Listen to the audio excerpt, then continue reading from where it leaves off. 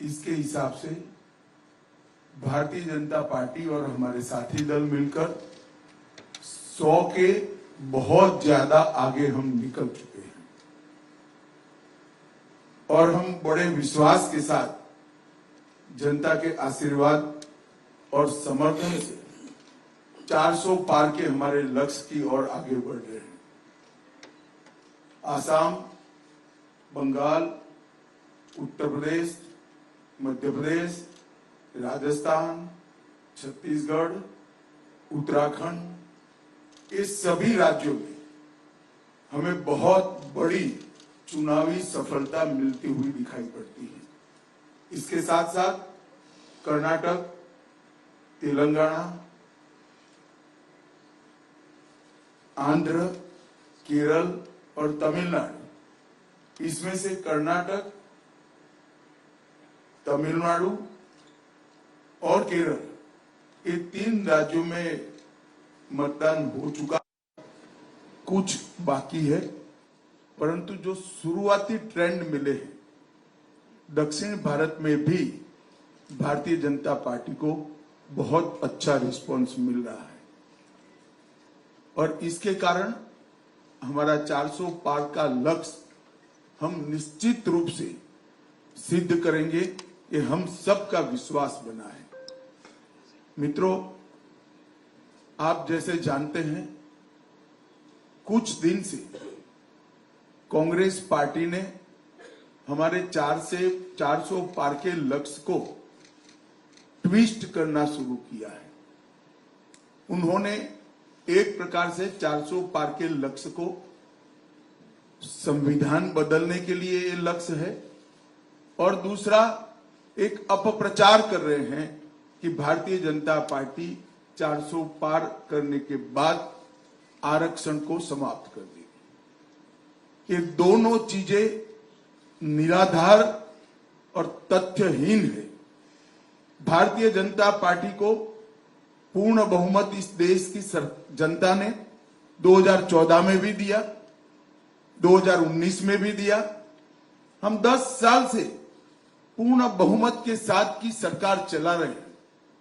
हमने पूर्ण बहुमत का उपयोग कांग्रेस की तरह इमरजेंसी डालकर लोकतंत्र का गला घोंटने में नहीं किया।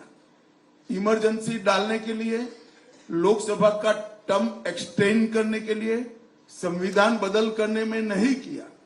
हमने पूर्ण बहुमत का उपयोग धारा 370 को समाप्त करने में किया, ट्रिपल तलाक को समाप्त करने में किया, अंग्रेजों के कानून बदलकर भारतीय संस्कार और भारतीय पद्धति के कानून लाने में किया, कोरोना के खिलाफ लड़ने में किया और जब कोर्ट से जनादेश मिल गया तो राम मंदिर के निर्माण में भी हमारी सरकार ने पूरी अनुकूल जमीन तैयार करने में अपनी भूमिका करी। कांग्रेस पार्टी एक झूठ फैलाकर जनता के बीच में भ्रांति पैदा करना चाहती है। मैं ये बात स्पष्ट कर देना चाहता हूं कि Bharatiya Janata party ST, SC, OBC के आरक्षण की समर्थक है और हमेशा इसके संरक्षक के रूप में अपनी भूमिका निभाएगी। ये बात नरेंद्र मोदी जी ने भी कई बार सार्वजनिक भाषणों में स्पष्ट की है। एसटी, एससी, ओबीसी के आरक्षण में किसी एक राजनीतिक दल ने अगर डाका डाला है तो वो कांग्रेस पार्टी ने डाला है। सबसे पहले उन्होंने संयुक्त आंध्र प्रदेश में मुसलमानों को रिजर्वेशन दिया। वो रिजर्वेशन के कारण ओबीसी का रिजर्वेशन कटा। उसके बाद में कर्नाटक में रातों रात कोई सर्वे के करे बगैर, पिछड़ापन तय करे बगैर सारे मुसलमानों को ओबीसी कैटेगरी में डालकर उनके लिए 4% का कोटा रिजर्व कर दिया। इससे भी पिछड़ा वर्ग का रिजर्वेशन कटा है। भारतीय जनता पार्टी स्पष्ट रूप से मानती है कि धर्म के आधार पर आरक्षण संविधान सम्मत नहीं है। गैर संवैधानिक है और जब भी इन राज्यों में हमारे पास अधिकार आएगा, हम ये धर्म के आधार पर लादे गए आरक्षण को समाप्त कर कर एसटी, एससी और ओबीसी को हम न्याय दिलाने का काम करेंगे। मित्रों, उनकी हताशा, निराशा इस स्तर पर पहुंच गई है कि उन्होंने मेरा और कुछ भाजपा नेताओं का फेक वीडियो बनाकर सबके बीच में सार्वजनिक किया। मुख्यमंत्री, प्रदेश अध्यक्ष, इस कक्षा के व्यक्तियों ने भी इस फेक वीडियो को फॉरवर्ड करने का काम किया। अब स्पष्ट हो चुका है। सौभाग्य से मैं जो बोला था उसका भी रिकॉर्डिंग हुआ था, तो वो रिकॉर्ड हमने सबके सामने रखा। दूध का दूध, पानी का पानी हो गया और आज कांग्रेस पार्टी के प्रमुख नेता क्रिमिनल ऑफेंस को फेस कर रहे हैं। ये जो कृत्य है वो उनकी हताशा और निराशा का द्योतक है। जब से राहुल गांधी कांग्रेस की कमान संभाले हैं, राजनीति का स्तर नीचे नीचे नीचे ले जाने का काम कर रहे हैं और ये इसका चरम, लोकसभा में चर्चा न हो देना, राज्यसभा में बहिष्कार करा देना, शोर शराबे करना और निराधार झूठ बोलकर प्रजा में भ्रांति फैलाने का काम लगातार उनके नेतृत्व में कांग्रेस पार्टी कर रही है। और मैं मानता हूं कि अब फेक वीडियो सर्कुलेट कर फर्जी टाइप का जन समर्थन प्राप्त करने का ये प्रयास, ये बहुत निंदनीय है और भारतीय राजनीति में किसी प्रमुख दल के द्वारा कभी ऐसा नहीं किया गया। भाई और बहनों, मेरी आप सबसे करबद्ध निवेदन है, सत्य को जनता तक पहुंचाइए। जनता को गुमराह जो करना चाहते हैं उनको अपने सिद्धांतों के आधार पर, अपने कार्यक्रमों के आधार पर और अपने घोषणा पत्र के आधार पर चुनाव लड़ना चाहिए। फेक वीडियो सर्कुलेट कर नहीं, भारतीय जनता पार्टी के घोषणा पत्र को तोड़ मरोड़ कर जनता के बीच में झूठे तरीके से रखकर चुनाव नहीं लड़ना चाहिए। 1 मिनट के लिए ये वीडियो, दोनों ओरिजिनल वीडियो और फेक वीडियो मैं आप सबके सामने रखना चाहूंगा। उसके बाद में आपसे सवाल जवाब लेंगे। धन्यवाद। मैं यहाँ कहकर चाहता हूँ, भारतीय जनता पार्टी आवाज भाई, तो एक गैर संवैधानिक मुस्लिम रिजर्वेशन को हम समाप्त कर दें। भाई फिर से करना पड़ेगा, आवाज नहीं है। तेलंगाना के मैं यहाँ कहकर चाहता हूँ, भारतीय जनता पार्टी की सरकार बनेगी तो एक गैर बंद करो भाई, आवाज ठीक करो। पहले सवाल जवाब कर लेते हैं, बाद में वीडियो दिखाते हैं। वैसे आप सबने देखा हुआ ही है।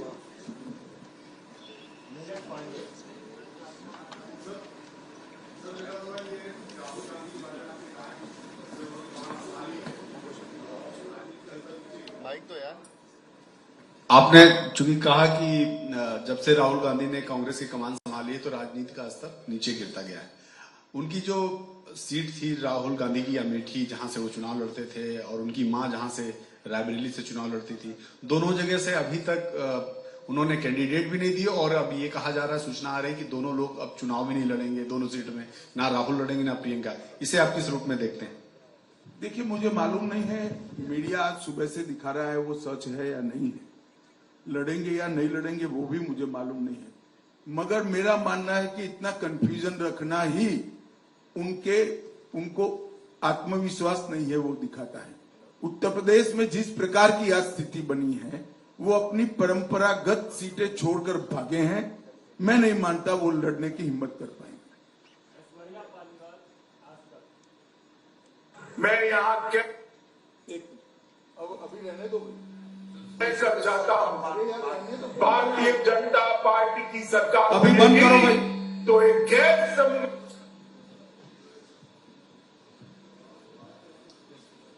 जी अमित जी, कांग्रेस ने कहा है कि वो मुस्लिम पर्सनल लॉ बोर्ड को रिस्टोर करेगी अपने मैनिफेस्टो में। देखिए, कांग्रेस पार्टी शुरुआत से अपीसमेंट की पॉलिटिक्स कर कर अपना बचा खुचा जनाधार संभालना चाहती है, बचाना चाहती है, समेटना चाहती है। पर्सनल लॉ, हमारी संविधान सभा ने देश के विधानमंडलों और देश की संसद को आदेश किया था कि जब भी अनुकूलता खड़ी हो इस देश में यूसीसी, यूनिफॉर्म सिविल कोड लाया जाए। संविधान सभा में ज्यादातर सदस्य कांग्रेस के ही थे, वहीं यह निर्णय हुआ था, क्योंकि किसी भी पंथ निरपेक्ष देश के लिए धर्म के आधार पर कानून ठीक नहीं है। फिर भी आज ये जानते हुए भी संविधान के स्पिरिट से बिल्कुल उल्टा कांग्रेस ने अपने घोषणा पत्र में पर्सनल लॉ को लाने की बात करी है। भारतीय जनता पार्टी इसकी निंदा करती है। हमने हमारे घोषणा पत्र में कहा है कि हम ये प्रयास करेंगे कि पूरे देश भर में यूसीसी लागू किया जाए और हर धर्म के नागरिकों के लिए इस देश में एक ही कानून हो।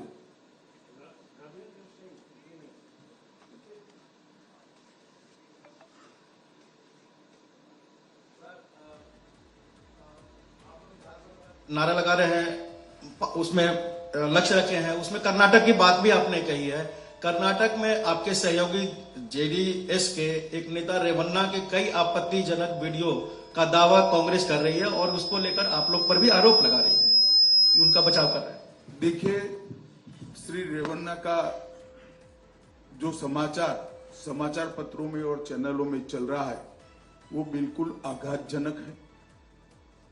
ऐसा सहन किया ही नहीं जा सकता और भारतीय जनता पार्टी का स्टैंड बहुत स्पष्ट है।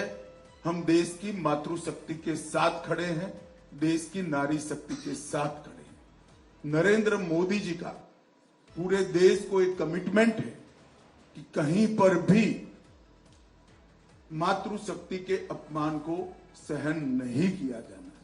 परंतु कांग्रेस पार्टी जो हम पर आरोप लगाना चाहती है, मैं छोटी सी बात पूछना चाहता हूं, वहां सरकार किसकी है? सरकार कांग्रेस पार्टी की है। फेक वीडियो आपके ध्यान में ही होंगे क्योंकि टाइम पर रिलीज किए गए हैं। और अब तक कार्यवाही कांग्रेस पार्टी ने क्यों नहीं की? कार्यवाही हमने नहीं करनी है। ये लॉ एंड ऑर्डर का इश्यू स्टेट का इश्यू है। प्रियंका जी हमसे सवाल पूछ रही है, मैं प्रियंका जी को कहना चाहता हूं, नरेंद्र मोदी जी और मुझसे सवाल पूछने की जगह आपके मुख्यमंत्री उप मुख्यमंत्री को सवाल करिए कि आपकी सरकार क्या कर रही है, क्यों जांच नहीं हो रही है। हम जांच के पक्ष में है और हमारे साथी दल जेडीएस ने भी उन पर कदम उठाने की घोषणा की है। आज शायद उनकी कोर कमेटी की मीटिंग है और कदम उठाए भी जाएंगे। इस प्रकार की घटनाओं को सार्वजनिक जीवन में, समाज में या निजी तौर पर कहीं पर कोई स्थान नहीं होना चाहिए। कठोर से कठोर कदम उठाने चाहिए। ये भारतीय जनता पार्टी का स्टैंड अफर है और उसमें कोई कंफ्यूजन भारतीय जनता पार्टी में किसी स्तर पर नहीं है। हम महिला शक्ति के अपमान का, मातृशक्ति के अपमान का घोर निंदा करते हैं।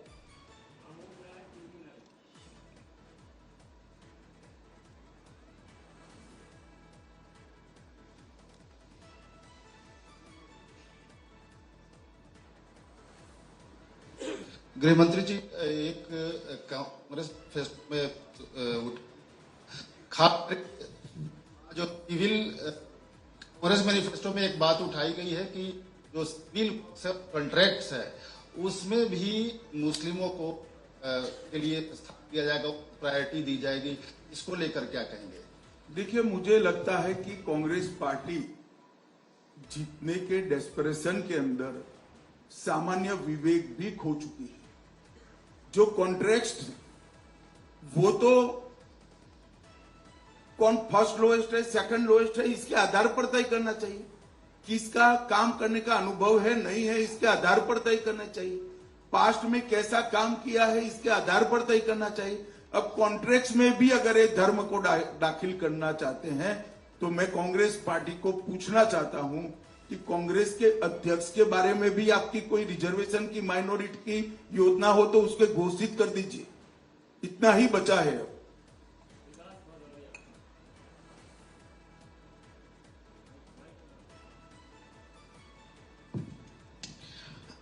अमित जी, मेरा सवाल ये है कि प्रधानमंत्री बार बार ये कह रहे हैं कि 100 दिनों के अंदर वो एक बड़े फैसले लेने वाले हैं, उनकी सरकार कई बड़े फैसले। विकास जी, 100 दिन होंगे, मालूम पड़ जाएगा, हम ही जीत कर आने वाले। थोड़ी क्यूरियोसिटी को शांत करें। चलिए, मेरा सवाल ये है, क्या कुछ नहीं निकलेगा भैया, क्यूरियोसिटी शांत करें। समान नागरिक संहिता को लेकर बार बार ये कहा जा रहा है कि शायद 100 दिन के भीतर लागू हो जाएगी? वो आपकी एक कल्पना है। हमने हमारे घोषणा पत्र में 5 साल के घोषणा पत्र में रखा है, उचित समय पर हो जाए।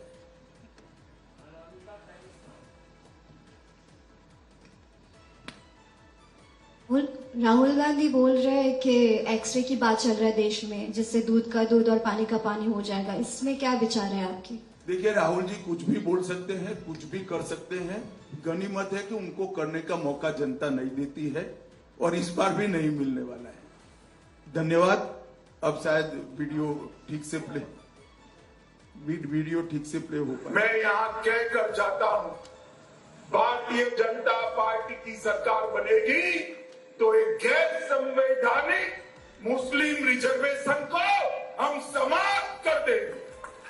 ये अधिकार तेलंगाना के एससी, एसटी और ओबीसी का है, वो अधिकार उनको मिलेगा और मुस्लिम रिजर्वेशन को हम समाप्त कर देंगे।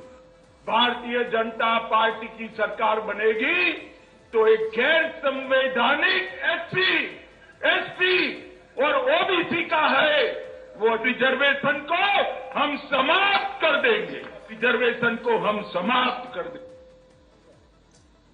तो दोनों वीडियो आपके सामने है। मेरा करबद्ध निवेदन है कि रिजर्वेशन के बारे में और इस फेक वीडियो के बारे में कांग्रेस जो भ्रांति फैला रही है, वो भ्रांति को निरस्त करने में मीडिया भी अपना सहयोग दे। और आप सभी का इतनी सुबह यहाँ आने के लिए बहुत बहुत धन्यवाद। नमस्कार। हाँ, बोलिए।